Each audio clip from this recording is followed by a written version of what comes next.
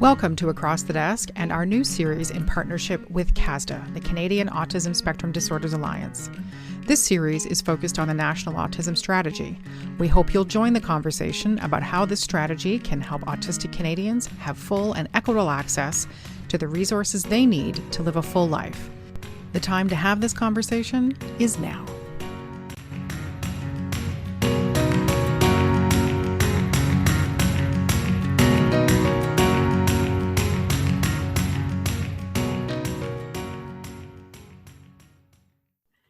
Hello, everybody, and welcome to Across the Desk. We're continuing with our second session with CASDA, the Canadian Autism Spectrum Disorders Alliance. This podcast series is going to be focusing on the autistic population of Canada and the different things that CASDA is doing to create a better life.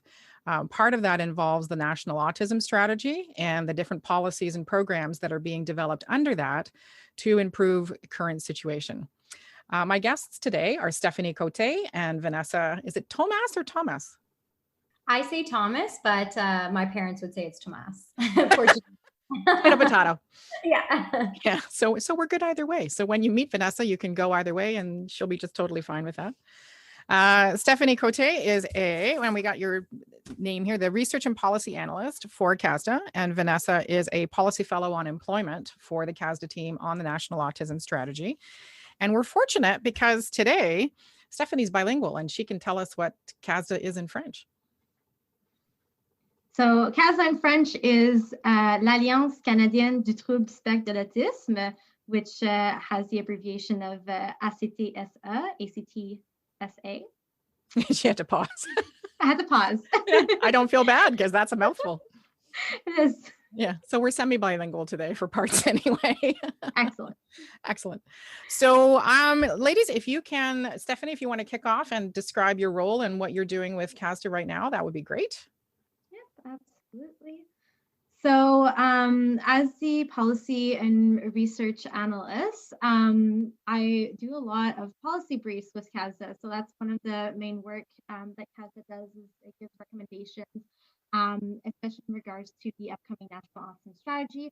So we will consult with stakeholders, whether these are people who have autism, employers, for instance, community organizations that serve people with disabilities, including autistic people.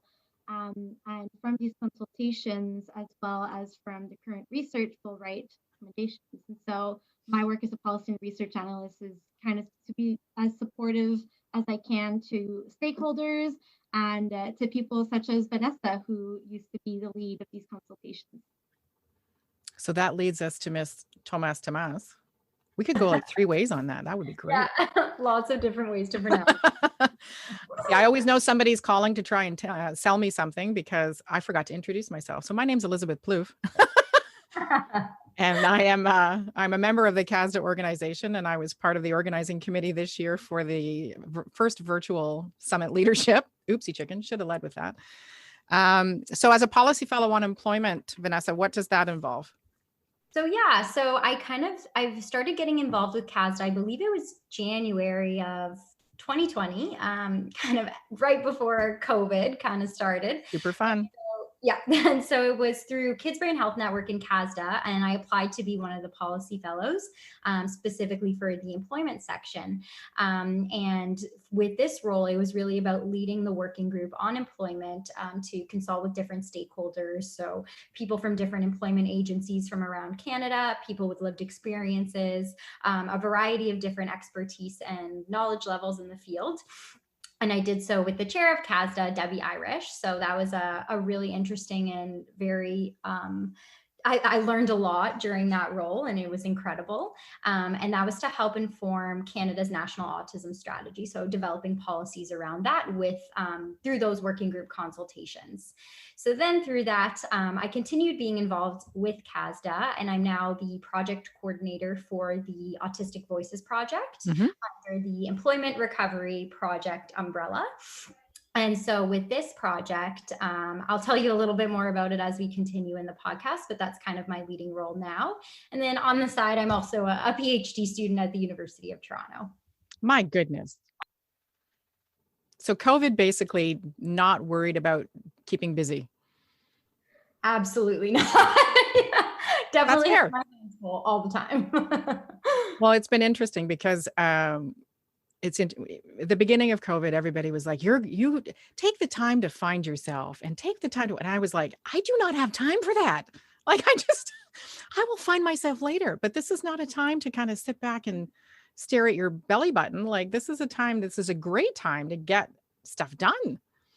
I found the prospect of having to sit back and relax for whoever knew how long so stressful. I was like, no, I'm going to do a hard no on that.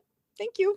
I'm really jealous, and I admire people who've learned how to make bread during the pandemic. I did do that. I admire you. Yeah, I did a sourdough starter, but I'm also gluten-free. So I have now perfected a really nice light and fluffy gluten-free loaf, which is usually not in the same sentence.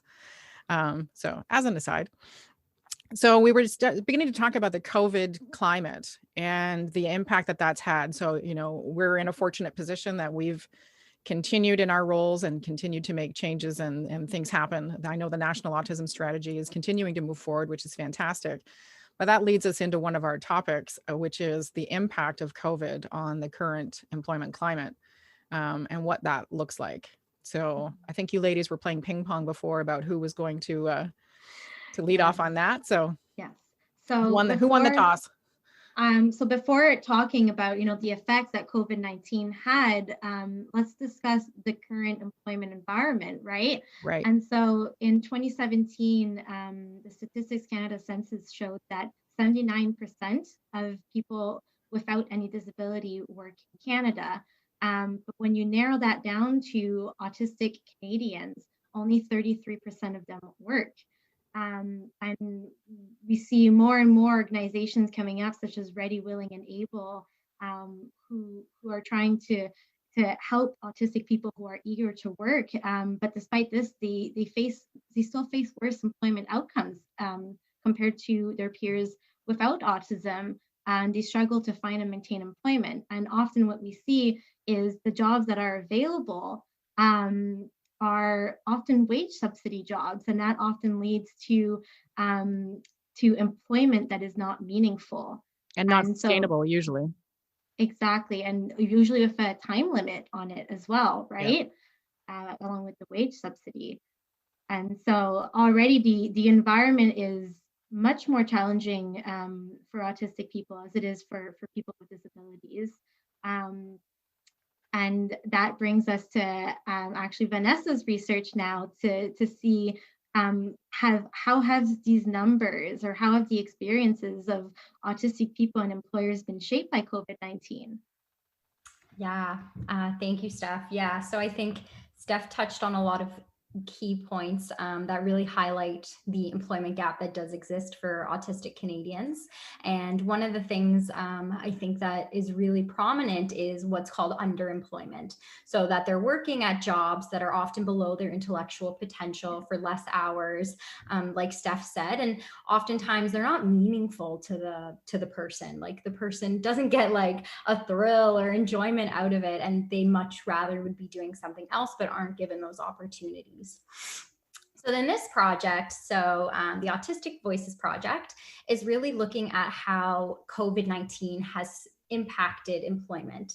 So it's of no surprise that we would start to think that with these challenges before, that COVID-19 is exacerbating these and making them heightened and worse. And but we don't know that for certain. And that's kind of where this project comes from. So so I believe it was I'm just taking a look here at my notes that I have. So it was the Pandemic Canadian Autism Needs Assessment Survey. And this was done with CASDA, Autism Speaks, and Autism Speaks Canada. Yeah, Autism Speaks Canada, sorry, and the McMaster Autism Research Team.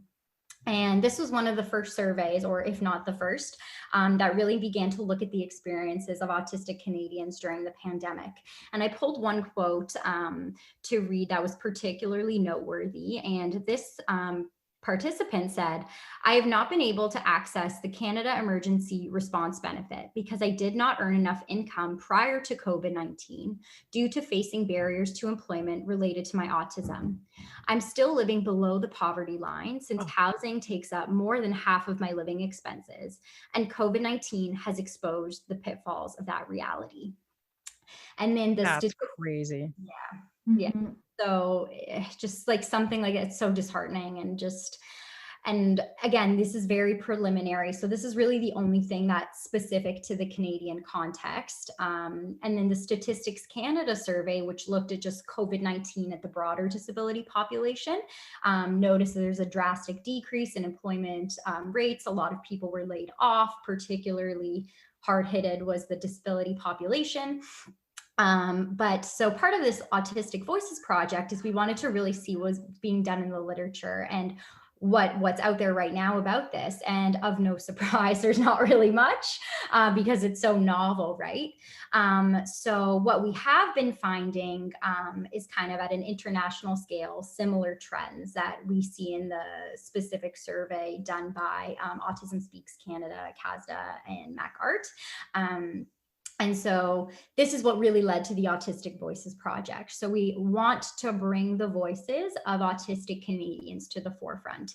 We want to know how they're being impacted by COVID-19. So whether that's job search, whether that's they've been laid off, or just adjusting to the new climate. So if they're working in person, how is that for them? If they're one of the frontline workers, or maybe they've had to switch to remote work. So really looking at the impact of that, because that's not out there. We don't know about this. And because they face so many challenges before COVID, we want to really highlight that these challenges are still being faced, if not more so. But then we're also trying to look at some of the opportunities that may have come out of this. So although there's so many horrible things that have happened and definitely a lot of challenges and barriers and negatives to highlight, from preliminary interviews that we have been doing with this project, we do see some opportunities emerging and some positive outlooks on some of these things. So I can touch a little bit on that a bit later. I won't give you too much because I know we're I'm gonna share a personal story because my son Thomas. So we were talking before we began the podcast about what brought us to CASDA, and my son was diagnosed when he was 7 with Asperger's syndrome, and he's also dyslexic, and there's a whole whack of other stuff going in there. But he's a very charming, funny, caring, and not just a mommy view, but he really is. And he got a job just 2 years ago. So he's completed a year of college and kind of went on a little bit of a hiatus because he wasn't sure what to do next step. Took him 3 years to get a job. He must have applied for over 50 or 60 jobs. We started when he was 18. Marilyn Ellis of the Autism Job Club was absolutely fantastic in supporting him in that search, because I'm not a patient human being and I would have thrown him out of the car long before then. And she is, and she did an incredible job with Thomas. And he ended up getting a call from Dollarama and got the job at Dollarama and had some initial, and he did not disclose his choice. He's an adult. It's like, you manage that. He worked increased shifts during the pandemic. So when the pandemic hit, he didn't get, very grateful. This is not a braggy thing. This is a grateful thing. And this is what people on the spectrum are fully capable of, is that not only did he continue working, he took on extra shifts. He observed all of the COVID protocol, had to deal with, in the beginning, as we all know, very makeshift safety things, because everybody was coming to grips with what safety protocols were in place and how you protected, because he's a cashier and a front door guy. And they ended up, because he's quite tall, they ended up putting him on the front door to police people coming in and out of the store and following the protocols and making sure that everybody, mask on, whatever. And he took some serious abuse from people, which was challenging. And one of my proudest moments of him was that he advocated for his mental health. And he said, I need a week off, because it's not only, the scariness of COVID and what all that was about, but it was navigating all the rules and protocols to not lose the job it took him 3 years to get. And then these people being like, the language they used to him was inexcusable. and he's still there, and he's navigated all of it and done exceptionally well. No accommodations. No, he takes on extra shifts. He does everything that he's asked to do, follows all the rules. So I'm here to tell you folks, these myths about people on the spectrum in a workplace, we got to work our asses off to make sure that they get dispelled, because he is not an anomaly. You know, he's not an exception. I would say he's a commonality. He can be a commonality. So it's the proud mom story for this. Well, thank you for sharing that. That's so nice. But it supports what you're doing because it's necessary, and it can help alleviate. There's a huge employment gap between people who are willing to do certain jobs and the need for the jobs. And we have this incredibly talented, smart community who, you know, given the opportunity, can do really well. Yeah. And you see that's what is interesting too, is that the project that I'm doing, the Autism Employment Scan, it started off not with that name. It started off something along the lines of job coaching for autistic people. And so the idea was to look at projects, at programs, that helps autistic people learn skills to get on the job. And I learned very quickly through initial research and talking with stakeholders that the issue is that's not the problem. The problem is getting inclusive workplaces, getting employers to not, you know, to hire autistic people and people with disabilities, and not see doing so as making them champions, but just an employer. Right? You're just a regular employer, and just normalizing that and making it just normative that all workplaces are accommodative and are inclusive. Supportive. Yeah. And he's, like I say, he has not disclosed. So, and again, he's 22 now. So I'm never going to force him to do that. I would have been really proud if he had, because that, I mean, I'm sure, bless his coworkers, I'm sure they've picked up now and again that something is afoot. But he's done extremely well, but absolutely. And we've worked extensively with the Autism Job Club and other organizations to try and educate employers. And my own company, I own Spiro Careers Canada, and we are working on doing the exact same thing. We're not going to do a promo for that, but I hear you. I'm in the trenches doing the exact same conversation, and it's an upwards battle that shouldn't exist. I think Stephanie forgot she's on mute, but yeah, exactly. And so the Autism Employment Scan is now looking at not just programs that autistic people can apply for within their jurisdiction, whether that's within their province or federally, right? So there's, for example, the Opportunity Fund, right? So, and that one would be applied for by community organizations or employers. So we're also looking at these types of funding and programs being offered by government instead of just the ones that autistic people can apply. Right. So a couple of the points that we had just to tie into this is that so there's an interview opportunity with Vanessa, and one of the opportunities that's here, I'm going to back up for a second, because one of the misconceptions is CASDA is not interested in a conversation, and that couldn't be further from the truth. CASDA is all about the conversation, all about the connecting, all about having as many voices at the table as possible, because there is no point in creating these policies and strategies in a vacuum. And without the autism community's involvement, you know, like, we need you. We need you to get in touch. We need you to be involved. We invite you. We welcome you. Like, I don't know, and I'm not a kitschy person. If I don't mean it, I don't say it. So there's an opportunity here for you to sign up and join the conversation with Vanessa and share your stories and help make this program successful. They would visit the CASDA website to get in touch with you. Yes, or they can email me at vtomas, Tomas, at casda.ca. And yeah, being part of this project means that you're participating in like a 30-minute to 1 hour interview using Zoom. We encourage you to keep your video on, but if you're not comfortable with that, you can turn it off. We can do it by phone. You can call in through that using Zoom. And the idea of this is that we're going to package these different interviews and take excerpts and different snippets and package them into powerful lived experience testimonial videos that we're going to share with Canadian stakeholders. So that includes other autistic Canadians and their families, employers, employment agencies, to really get their voices heard. And Exactly. and again, like you guys are saying, right, it's all about creating that inclusive workplace environment, changing our perceptions and those misconceptions about what autism in the workplace looks like. And Elizabeth, I just have to share like what you were saying about your son. So one of the interviews Don't make me cry, because that's not going to be pretty. No, I won't make you cry. Okay, Yeah. good. I get weepy when it comes to him because he's done such a great job. So all right, keep going. Honestly, sounds amazing, and I'm glad to hear he's doing so well and thriving in his employment despite some of the hardships that are happening right now. But I spoke to someone whose similar role is on the front line, and working at a Walmart, and they're saying how the customers are so rude. Oh, like, yeah.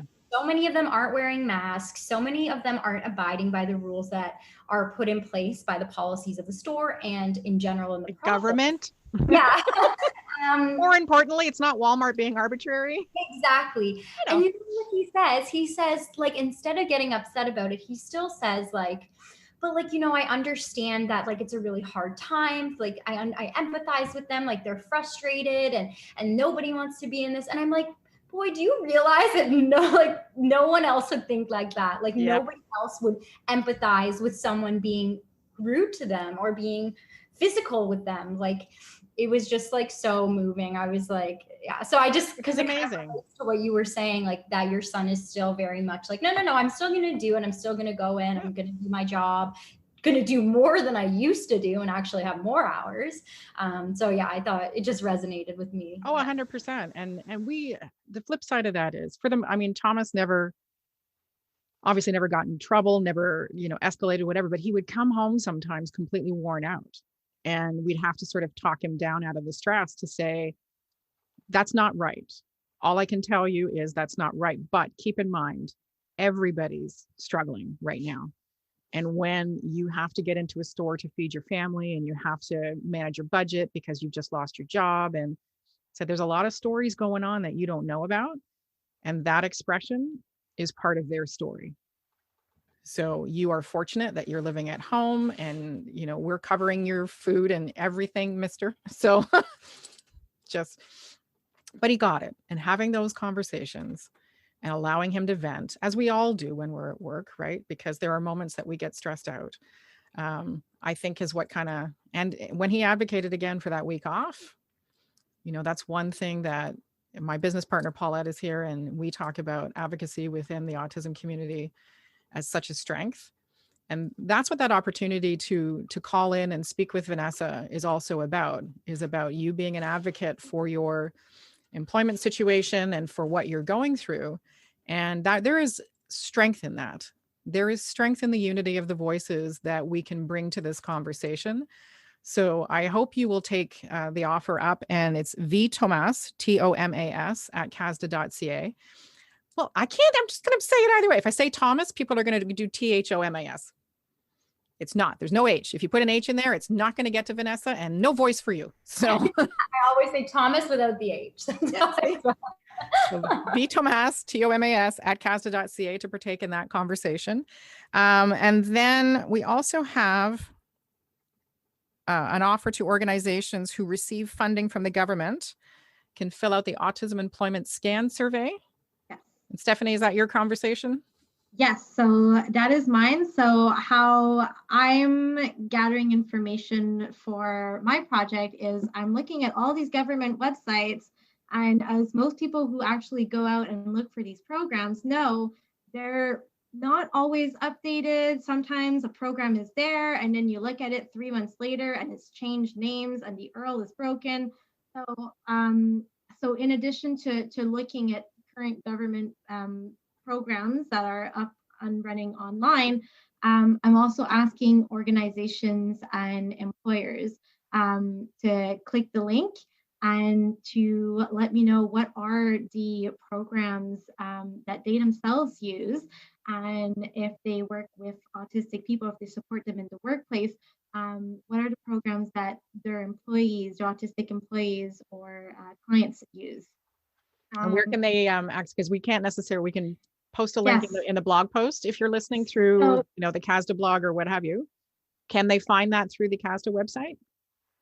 absolutely. So it's underneath our work, but it's also a quick CASDA.ca autism hyphen is a trait d'union. You said that was Right? quick. That's not going to be.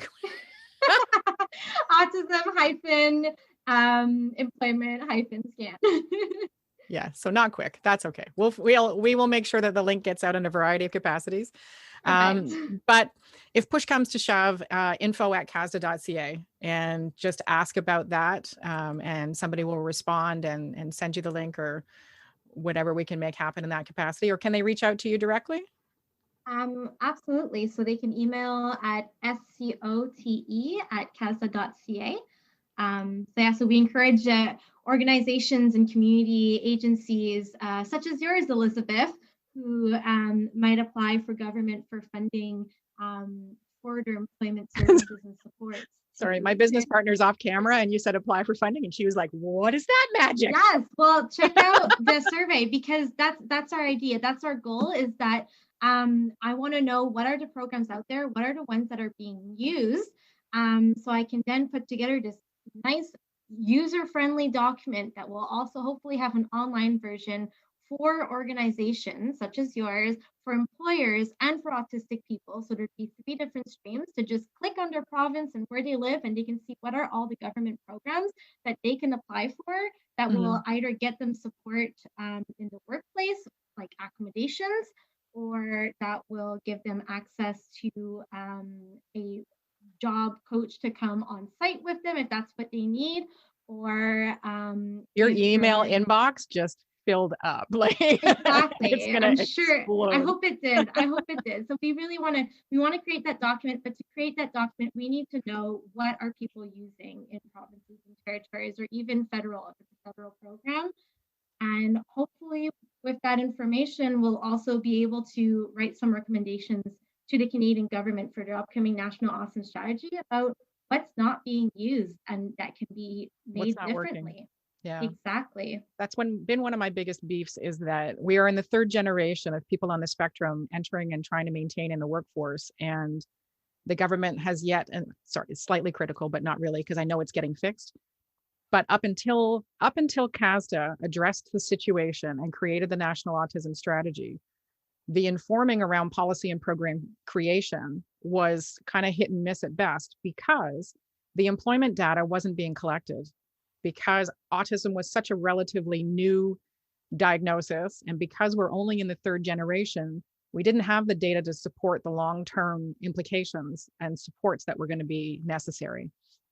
So it's quite thrilling to see this now coming together, and the government will be able to spend money better. Programs will be able to help more people.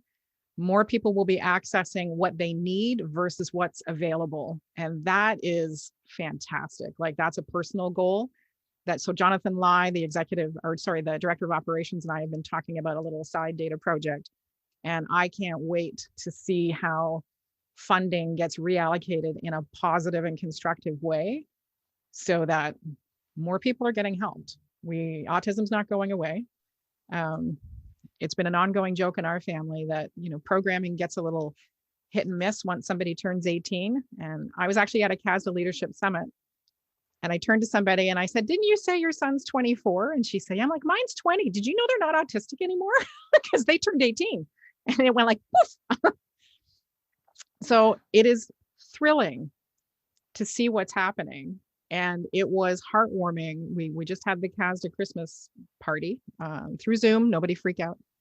And to hear what's been happening and to hear how much progress has been made, I was like doing one of those, because it's amazing. As a parent of somebody on the spectrum, love it. Yeah, I am thoroughly honored to be involved. If we can full circle to, the beginning of our conversation, right? Wouldn't it be great if we could see these programs have complete focus on employers, right? Being targeted towards employers. Yep. And so it's the employers that apply for funding and beyond wage subsidies, because we know there are wage subsidies program out there pretty much in every province. We're not and going to talk about territory. that. Exactly, right? But beyond that, towards more accommodations and supports and how they can Agreed. change their workplace, instead of having autistic people themselves having to go online and finding these supports. It's that level of education on both sides to know what you are entitled to as an accommodation. So here's an example, folks. I'm 5'3". The vast majority of standard issue desks for an office space are made for somebody 5'9". See, Vanessa's face is like, what the heck? Truth. So are most chairs. By the time I actually ended up with a nerve injury because we didn't accommodate fast enough on the fact that my 5'3" frame does not work well with a 5'9" desk with a chair made for somebody 6'2". I got little legs, people. So ended up having to get a rocker panel thing for my feet to elevate. I've also, here's my little litany of things, but fluorescent lights give me migraines. Had to turn them off above and that's so common, but people don't realize that that's the situation. All we had to do to change that was switch off the fluorescent lights above me and get a desk lamp. Accommodating somebody on the spectrum for a job can be as simple as a foot raise and a lamp. It's that equivalent. And we are working so hard to dispel the conceptions that accommodations are this big, bad, expensive, scary thing when they are not. They are as simple as, instead of telling somebody how to do their job, write it down in a checklist. And Dr. Temple Grandin, who, by the way, if you're not aware of who she is, she's like the Elon Musk of the autism community, lives and dies by her checklists. And she is a global phenomenon in cattle yard development and abattoir development and what have you. Astronauts live and die by checklists. So if all your employee needs to succeed on the job is for you to give a checklist versus giving verbal instruction, do yourself a favor. Remember that the next time you're considering somebody who's on the spectrum for a job. It is not the big, bad, scary thing that you think it is. It can be as simple as a checklist. And then you get yourself a fantastically loyal, talented, amazing individual to do your job instead of going through the rest of that process. Exactly. There's my little soapbox situation there. No, couldn't agree more. And I feel like a lot of those supports, if they were just naturally embedded from the beginning, they right? don't just support autistic employees. They support like everyone. Like it's like what the saying, like necessary for some, but beneficial for all. Exactly. Function better with checklists. Like I don't like ambiguity, like all those things. Right? Yeah. So it's, yeah. I'm on board. And it's interesting because we're looking at developing an ability hub similar to what the Sneeve Family Foundation has out in Calgary. And they've proven conclusively that when you accommodate acoustics and reduce lighting and whatever, everybody benefits because nobody enjoys a noisy, stark, reverberating office space. So and employers. Speaking of accommodations, yes, right? ma'am. Sorry to interrupt, Elizabeth, but I just want to note that what is happening right now, this COVID-19 situation, is everybody is getting accommodations, right? Yes. Well, everybody, you're working from home, lots of changes in the workplace in light of COVID-19 restrictions, right? So these are changes. And so this is the perfect time for making your workplace inclusive. 100%. And it can be as simple as if the job is normally you are 5 days a week in the office, the person's only in the office 2 days a week. Nobody can say that doesn't work anymore. That doesn't hold water anywhere. Because unless you are in a manufacturing or a retail forward facing, but the majority of policy advisors and research fellows and all those, computer-based jobs can all be done. So employers, you lost that one. It's out because we now have almost a year's worth of data to support that. That is a line of we have to these like key learnings from the pandemic and what's worked well and what hasn't, and move that forward into the new world. I think you just created another project there, Ms. Vanessa. Just putting it out there. Yeah, but it's so true. Like before employers know you can't work from home, like you won't be productive. And it's like, well, productivity in a lot of cases hasn't decreased. But another interesting point I think about that too, what Steph was saying, like, so at the beginning of the Autistic Voices Project, because we, like I said, there's nothing in the literature right now. So we sought out some organizational leaders across Canada to talk about what they're doing and any changes made. And again, I won't give away too much because I'll save that for the next podcast. But I think a big thing that they're saying is that a lot of people assume that all autistic employees would love working from home. None of them like talking to people, like Oh things my like Lord. that, right? And from most of the conversations I've had and from what they've said as well is like, they're like, I miss the interactions. I miss going in. Some it works really well for, some it doesn't. So I think considering those things as well and getting rid of some of those misconceptions. I think it's also the perception of what engagement in the workplace looks like. And when you apply a neuronormative format to that, where it's all chatty, loud, haha, versus somebody just sitting in the same room can be enough to be engaged and enjoying that connection. Somebody, a little like it's doing away with that perception of what engagement and what being a part of the workplace community looks like. Don't make assumptions. Just because somebody's not super chatty doesn't mean that they are not benefiting from the situation. And if you're concerned, go ask. Put your big employer pants on and just go ask. Hey, how you doing? We noticed that you're like, a little on the quiet. Be nice about it. A little on the quieter side. Everything okay? And that person will likely say, yeah, I'm good. I personally, I'm fine working alone or I'm fine working with people. And it just is. And I was in a situation where my coworker was off for a while because she broke her foot. And my manager came over because it was just the two of us in that section. She's like, are you okay? We're a little worried about you being over here alone. Are you okay? And I said, Barb, here's what you need to know. I said, it has nothing to do with who sits in that other chair. I'm fine. And if I said, have you noticed that I pop over to your side once a day, twice a day, whatever it is? Yeah. I'm like, that's all I need. Jump over, say, hey, share a coffee, hit the road back to my quiet space. Hallelujah. She's like, okay. So that simple check-in, that's an accommodation right there. As simple as, hey, everything okay? Doing good? Anything we need to talk about? Great. Look at that. 5 minutes out of your day and you have yourself a fantastic employee. Dang, that's not a bad trade. Yep. I think the power of a simple how are you doing and like are you okay is so like underestimated. Like that's huge. 100%. And then even if they don't answer in the way you expect, just accept what comes and know that you've opened a door that may have a further conversation later on. But the fact that you've opened that door to that conversation is huge. And that person will process that and now feels comfortable coming to you when or if they have something they need to discuss with you. So on that personal note, we're going to move into the fun part of the podcast. Because not that it wasn't fun already, but now we're going to get a little nitty gritty. And we're going to wrap up with some other details after that. So, Stephanie, Little Miss Research and Policy Analyst and super smart person. So Stephanie has a background as a child and youth worker, which is kind of fun. And as I was stalking her on LinkedIn, an interesting little tidbit came up. And can you tell the folks about the very first event that you planned? Yeah, so this was back when I lived in Montreal. When I was doing my undergrad in psychology, I was volunteering for. It's not really a laboratory. I thought it was going to be a laboratory because that's what you do as a psych student, is you volunteer for labs. Yeah. Turned out it was a center for that does art therapy, and their art therapy specifically was for adults with developmental disabilities. Mm-hmm.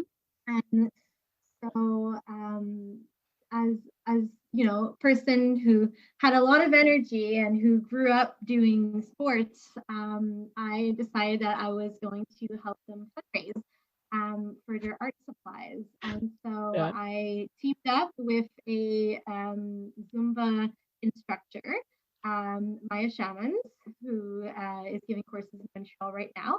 and Zumba, and we together through a Zugathon, which is a half Zumba, half yoga fundraising marathon. See, even And you're questioning. Your whole face is like, I yeah, think that's what it well, was. people listen to Zugathon and are like, what is that? So we did 2 years of it, and they were really, really successful events. I got called on to, this was Concordia University, and McGill University wanted me on their radio show to talk about See, so you're a celebrity and we didn't even know.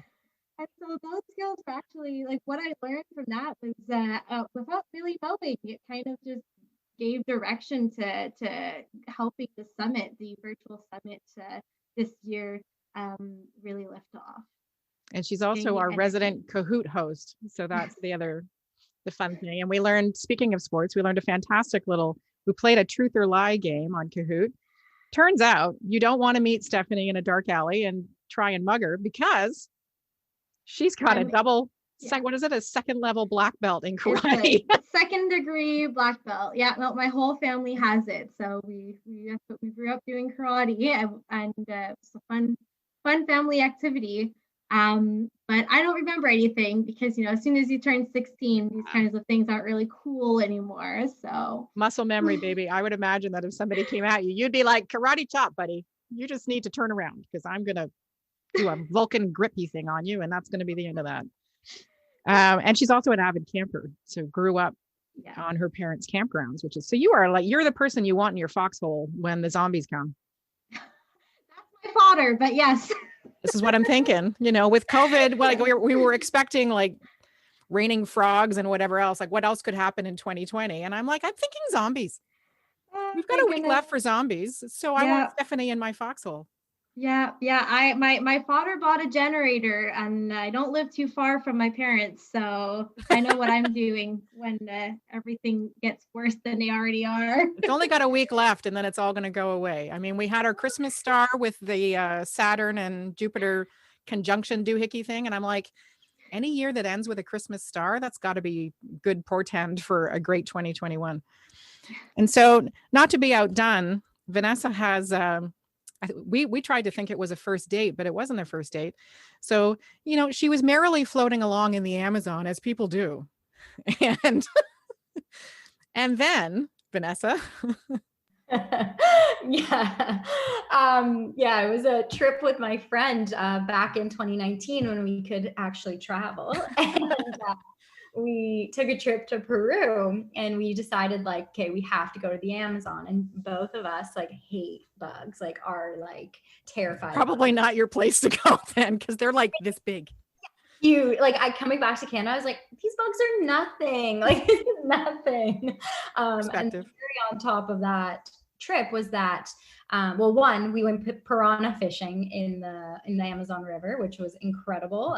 We threw them back in the water, but I caught 2, which I was the Dropped first. them carefully so that they didn't come back and eat you. Or something. Yeah, I wish I had my phone here so I could put up the pictures. But their teeth are. Share those later. Yeah, I will. And I was actually the first one to catch it, on little me on a boat with all these other people. There were people from all over the world, and some were fishermen, and I was the first one to catch one. Well done. Hilarious. The cherry on top of that trip was we didn't know that our room only had 3 walls. So one of the walls was non-existent, and it was completely open into the Amazon rainforest. Oh, that's a hard no. And we didn't know that when we booked it. And our first night, a possum came into our room, and all you hear is tick, tick, tick, tick, tick, tick. And a salamander was in our room. We thought it was decor, and then we saw it moving, and we thought it was decor.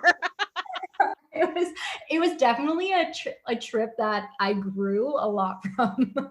Well, there's worse things that could have come through your third wall. Yeah, and then a possum and a decor salamander. But gave us a whistle. They were like, if anything dangerous comes in, blow the whistle. And I'm like, okay, if something like a puma comes in and I blow the whistle, it's gonna attack me. It's not gonna get scared off. So I'm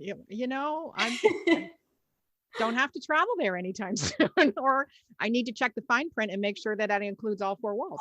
Exactly. Then you're Because I good. would like to meet the wildlife on my terms, not be their dinner. Exactly. Gotcha. Gotcha. And so one of the reasons we share these interesting facts is that to remind you that there's an incredible group of diverse individuals who are bringing the National Autism Strategy to the forefront, who bring a ton of really different life experience, you know, from being able to beat people up to being able to throw back a fish with 6 layers of teeth. But that creates a very open-minded opportunity within the team to encompass so many different perspectives and engage in so many different conversations. And one of the last kind of sweet things is that we were sharing stories about tattoos of all things. And Stephanie laughing. And Vanessa has I have a tattoo, and it's about my family and what have you. And I noticed that Vanessa has a little tattoo on her arm, and it's so sweet. And it's X, so that's 10, 10, 10, 10, 5, 10. Like, what does that add up to? 29. Yeah. 29. And that's the distance between Vanessa's home and her grandma that she lost recently. And what a lovely way to commemorate. And it's that kind of, I don't even know how to say it other than when you have people on a team that are trying to drive something so important, you want that heart, you want that adventurous spirit, you want that life experience and that sense of humor and everything else, because this is a hard work. This is not a small project that's being created and executed here. And so thankful to have, folks like Stephanie and Vanessa that are trying to move this forward. And just a reminder that as much as we've had this conversation today amongst the 3 of us, we invite you again to participate. Reach out to Vanessa if you want to share your lived experience story. And that's Thomas, TOMAS @CASDA.ca. And if we have struggles with the link for the survey, then please reach out to Stephanie. This is inviting employers to participate, and is employers and organizations, Stephanie, or just employers? Especially organizations, right? Since they are mostly aware of the supports and funding that the government of their province and territory provide, or federal. So you can reach out to S. Cote.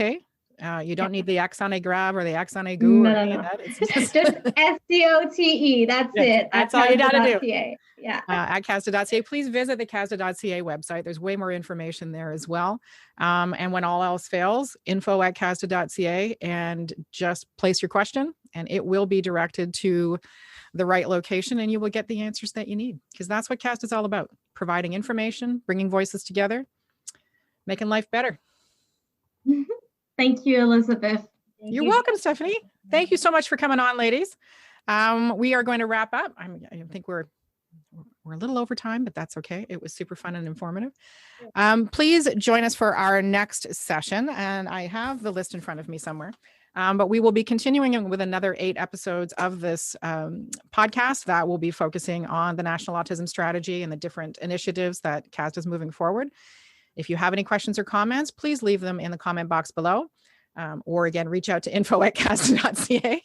And if there's anything there, I'll end up hearing about it either way. So it's a good thing.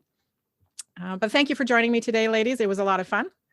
And they will actually be back on another episode talking about something different, which we're not going to share right now because we're going to keep it a secret. So you're intrigued and you come back. So, thank you so much, Elizabeth. Have a great day, everybody, and we'll talk to you soon. Bye-bye. Happy holidays. Yeah, happy holidays. That's right. Merry Christmas. Yeah. Crazy. Merry COVID. Or what are we calling it? We're calling it a vidmas. So sad. Right. Merry vidmas. All right. You ladies are going to stay on, and we will talk to everybody else next week. Thank you. Bye-bye.